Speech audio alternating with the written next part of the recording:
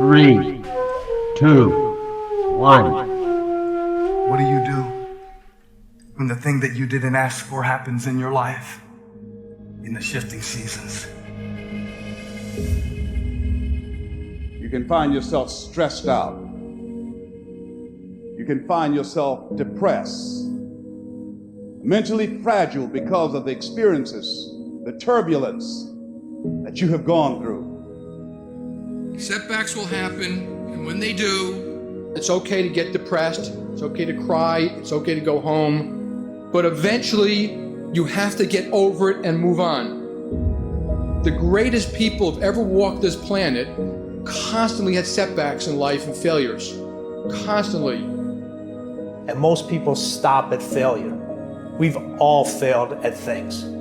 It's the most powerful tool you can use, but it all depends on how you use it. There is a blessing in everything.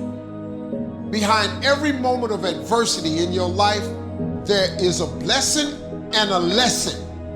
Every moment of adversity has those two things.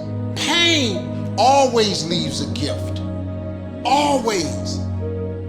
The depth of your struggle will determine the height of your success. You're supposed to react, you're supposed to respond, you're supposed to be down for a quick minute, but you get back up.